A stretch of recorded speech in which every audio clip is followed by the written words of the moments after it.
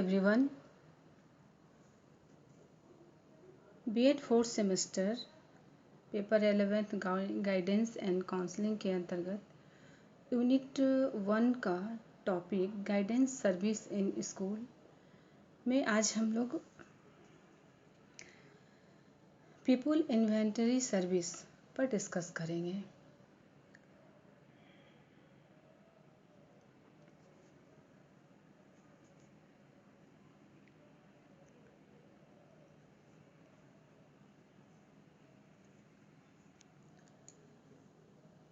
People inventory service यानी कि छात्र सूची सेवा। परामर्शदाता या कैरियर शिक्षक छात्र की सहायता करे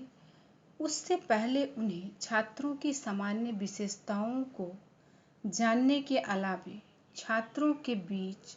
विशिष्ट क्षमताओं की पहचान करना भी बहुत आवश्यक होता है। विद्यार्थियों के अभिरुचियों और रुचियों की पहचान किए बिना कोई यह निर्धारित नहीं कर सकता है कि उनसे क्या अपेक्षा की जाए और वो क्या करने में सक्षम है। यानी कि परामर्शदाता या काउंसलर या कैरियर टीचर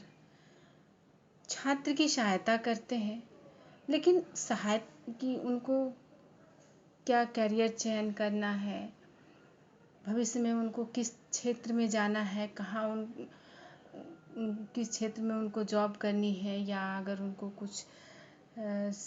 स्वरोजगार करना है तो वो क्या करना है। इन सारी चीज़ों के लिए काउंसलर या कैरियर टीचर्स की आवश्यकता होती है कि वो उसको गाइड देगा, जिसके हिसाब से वो आगे उसको बढ़ने में काफ़ी सहायता मिल सके। लेकिन अगर वो काउंसलर या कैरियर शिक्षक उसकी हेल्प करे, इसके लिए ज़रूरी होता है कि वो छात्रों की सामान्य विशेषताओं को जाने और उसके साथ ही वो उनकी विशेष क्षमताओं को भी जाने, क्योंकि जब तक वो गाइडेंस देने वाले व्यक्ति को या काउंसलिंग लेने वाले व्यक्ति को माने पर्सनल किसी छात्र के बारे में उसको जानकारी नहीं है तो फिर उसको वो सही गाइडलाइन नहीं दे सकता है, क्योंकि जब तक समस्या की पहचान नहीं होगी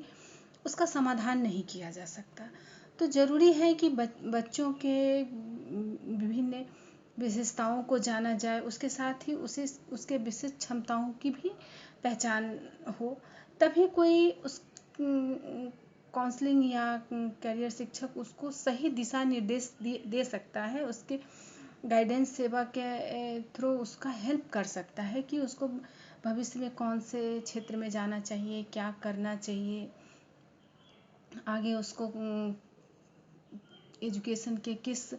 दिशा में आगे बढ़ना चाहिए, कौन ऐसा डायरेक्शन हो जिसमें वो आगे बढ़कर काफ़ी इम्प्रूव कर सकता है, अपने आप को वो काफ़ी डेवलप कर सकता है। तो एक छात्र का निर्देशन करने के लिए विभिन्न पहलुओं का आकलन किया जाना चाहिए, और वो जो विभिन्न पहलू हैं वो निम्न हैं, जैसे योग्यता, लगाव यानी अटैचमेंट, इंटरेस्ट, सामाजिक आर्थिक दृष्टिकोण, व्यवहार और पारिवारिक पृष्ठभूमि यानी कि फैमिली बैकग्राउंड। तो पहला योग्यता, किसी बच्चे में क्या योग्यता है, उसकी क्या क्षमता है, वो क्या कर सकता है, उसने क्या उपलब्धि पाई है कि ये जानना। अटैचमेंट यानी कि लगाव, उसको किस चीज़ से लगाव है, कौन सा ऐसा क्षेत्र है, अगर वो जॉब करना चाहता है तो कौन सा ऐसा जॉब है जिससे उसको काफ़ी लगाव है। किसी को वो जैसे सेना में जाना का बहुत पहले से शौक़ होता है, कोई आज के डेट में रिसर्चर बनना चाहता है, कोई साइंटिस्ट बनना चाहता है, कोई डॉक्टर बनना चाहता है, कोई इंजीनियर बनना चाहता है। तो पर्सनली एक छात्र क्या चाहता है, उसका क्या इंटरेस्ट है, किस चीज़ से वो अपने आप को जुड़ा हुआ महसूस करता है, उसको बहुत लगाव है। नेक्स्ट है कि रुचि या उसका क्या इंटरेस्ट है। सामाजिक आर्थिक दृष्टिकोण यानी कि सामाजिक आर्थिक स्टेटस उसका क्या है, समाज में उस की क्या स्थिति है, आर्थिक रूप से उसका किस स्तर का है, उसका बिहेवियर कैसा है, उसके फैमिली में, उसके परिवार से, स्कूल में उसने किस तरह का व्यवहार है, क्या वो बहुत पोलाइट है या थोड़ा रूडली बिहेव करता है। तो उसके बिहेवियर को भी जानना, और उसके साथ ही उसकी पारिवारिक पृष्ठभूमि क्या है, उसके माता पिता कैसे हैं, उनके पारिवारिक पृष्ठभूमि में उस बच्चे की क्या पहचान है, उसको कितनी अहमियत दी जाती है, इन सारी चीज़ों के बारे में भी जानकारी इकट्ठा करना, जिससे कि बच्चों का पूरा डाटा समझ आ सके, और फिर उसके हिसाब से वो असेसमेंट करके छात्रों को गाइडेंस दिया जाता है। तो गाइडेंस की तकनीकों में हम निर्देशन के विभिन्न तकनीकों का हमने कुछ अध्ययन भी किया है, और कुछ आगे यूनिट 3 में जो कि इसी पेपर का है उसमें भी हम इसके विभिन्न तकनीकों पर डिस्कशन करेंगे। तो विद्यार्थी सूची सेवा यानी कि पीपल इन्वेंटरी सर्विस इन आंकड़ों को, रिकॉर्ड को बनाए रखने में मदद करती है, जो कि निर्देशन के विभिन्न टेक्निक से इकट्ठा किए जाते हैं, एकत्र किए जाते हैं। ये रिकॉर्ड विभिन्न तकनीकों के माध्यम से शिक्षक, परामर्शदाता और कैरियर शिक्षक के सहयोगात्मक प्रयास से तैयार किए जाते हैं। तो प्रशिक्षण और गैर प्रशिक्षण तकनीकों के रूप में हम विभिन्न तकनीकों से परिचित हैं, जैसे कि जो डाटा, जैसे परामर्शदाता हो गए, कैरियर शिक्षक हो गए या स्कूल के शिक्षक हैं, ये सब जो डाटा कलेक्ट करते हैं, डाटा तैयार करते हैं किसी छात्र से या स्कूल के छात्रों का, तो उसके लिए वो परीक्षण और गैर परीक्षण दोनों तकनीकों का प्रयोग करते हैं। तो दोनों तकनीकों का प्रयोग करके डाटा कलेक्ट करते हैं। तो नॉन टेस्टिंग टेक्निक्स यानी गैर परीक्षण तकनीक में हम लोग जो गैर परीक्षण तकनीक में जो डाटा कलेक्ट किया जाता है उसमें विभिन्न तकनीक का इस्तेमाल किया जाता है, जैसे ऑब्जर्वेशन, किसी के ऑब्जर्व करके क्लास ऑब्जर्वेशन हो या उसके क्लास से बाहर का ऑब्जर्वेशन हो कि उसका किससे कैसा बिहेव है, कैसे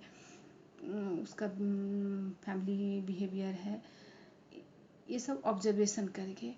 उपाख्यानों यानी कि एनकोडेट्स, रेटिंग स्केल, सोशियोमेट्री और साक्षात्कार, ये सब नॉन टेस्टिंग टेक्निक्स हैं और इनके द्वारा भी छात्रों के डाटा एकत्रित किए जाते हैं। परीक्षण तकनीक में मौखिक परीक्षण, वर्बल टेस्ट, गैर मौखिक परीक्षण, नॉन वर्बल टेस्ट, प्रदर्शन परीक्षण, परफॉर्मेंस टेस्ट, प्रोजेक्टिव टेक्निक, व्यक्तित्व परीक्षण यानी कि पर्सनालिटी टेस्ट, इन सारे टेक्निकों को अपनाकर भी डाटा कलेक्ट किया जाता है। तो किसी भी छात्र का डाटा कलेक्शन करने के लिए टेस्टिंग और नॉन टेस्टिंग दोनों टेक्निक अपनाकर छात्रों का स्कूल में हो, स्कूल से या उनके बाहर के ऑब्जर्वेशन से, उनका पर्सनल टेस्ट से सारा डाटा कलेक्ट किया जाता है। इन परीक्षणों को परामर्शदाता या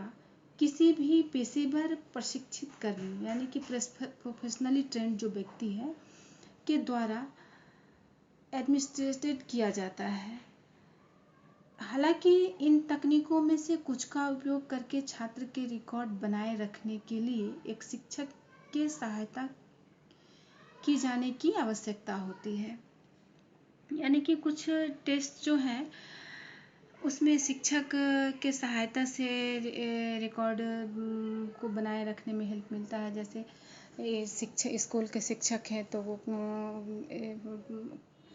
क्लास बाय क्लास जैसे बच्चा इम्प्रूव करता है, 1 के बाद 2, 2 के बाद 3, 3 के बाद 4, तो उनका हर सेशन के बाद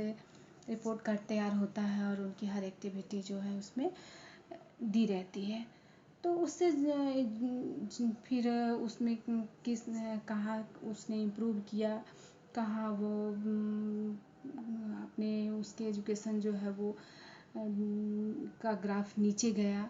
इन सारी चीज़ों से उसका डाटा हर साल का जो उसका रिपोर्ट कार्ड है इससे पता चल जाता है कि बच्चे ने कब कैसा किया। तो फिर उसके बाद वहाँ के टीचर्स का भी ओपिनियन एक दूसरे, चूँकि एक स्कूल के काफ़ी सारे टीचर एक दूसरे से कम्युनिकेट रहते हैं, तो छात्रों के बारे में किसी छात्र का कुछ खास अपने एजुकेशन स्तर से नीचे जाता है तो भी डिस्कशन होती है, या कोई छात्र अचानक से इम्प्रूव करने लगता है तो भी उसके बारे में शिक्षकों से पता चलता है कि उसने अपने शिक्षा को काफ़ी नॉलेज को काफ़ी बढ़ाया है, नीचे के स्तर से अपने आप को काफ़ी डेवलप करके वो एजुकेशन उसका काफ़ी स्ट्रॉन्ग किया है। तो ये सारी रिकॉर्ड्स भी टीचर्स के द्वारा उपलब्ध हो जाती है। और एक शिक्षक जो है कक्षा में स्थिति देख के, जैसे बहुत सारे स्टूडेंट हैं तो उसका टेस्ट होते रहता है, फॉर्मेटिव असेसमेंट चलता रहता है, तो उसमें कब किसने बच्चे ने किस तरह का किया, इन सारी चीज़ों का उनके पास डाटा रहता है, तो उससे भी विवरण मिल जाता है बच्चों के व्यवहार से संबंधित। तो इन घटनाओं को उपाख्यानों के रिकॉर्ड से संचित भी एकत्रित किया जाता है। तो सूची सेवा के उद्देश्य जो है वो निम्न है। जैसे पहला, विभिन्न परीक्षणों के प्रशासन द्वारा एक छात्र की विभिन्न क्षमताओं की पहचान करना, यानी कि टेस्टिंग और परीक्षण नॉन टेस्टिंग मेथड जो है, दोनों की टेक्निक्स दोनों के द्वारा छात्र के विभिन्न क्षमताओं की पहचान करना, तथा प्रत्येक छात्र से संबंधित विभिन्न रिकॉर्ड बनाए रखने और उन्हें समय समय पर अपडेट करने के लिए, यानी कि विभिन्न छात्र का स्कूल के पूरे छात्र से संबंधित जो रिकॉर्ड्स हैं, वो स्पोर्ट्स के रिकॉर्ड्स हो या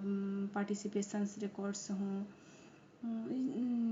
जो क्लास असेसमेंट का हो या फिर सेमेस्टर असेसमेंट का हो, इन सारे रिकॉर्ड्स को बनाए रखना और समय समय पर, जैसे बच्चे एक 9th से 10th में गया तो फिर उसमें नया अपडेट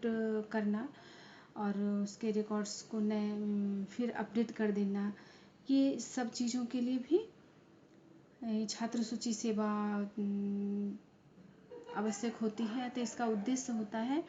कि विभिन्न क्षमताओं की पहचान करना छात्रों की, और दूसरा उन छात्रों के विभिन्न रिकॉर्ड्स को मेंटेन किए रखना और उनको समयानुसार अपडेट किए रहना।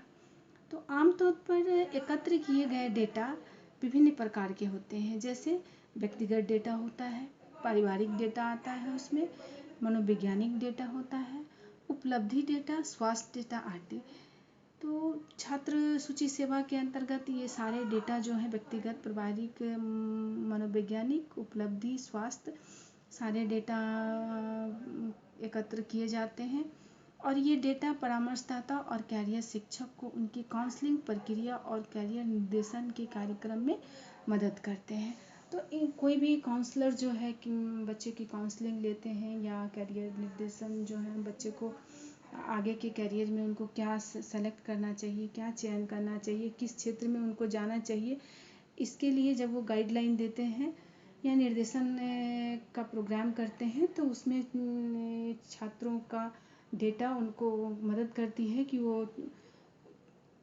छात्रों के रुचि के अनुसार, उनके सोच के अनुसार, उनकी क्षमता के अनुसार वो उसको आगे के स्कोप्स के बारे में बता पाते हैं और वहाँ उनको उस क्षेत्र में जाने में भी मदद कर पाते हैं।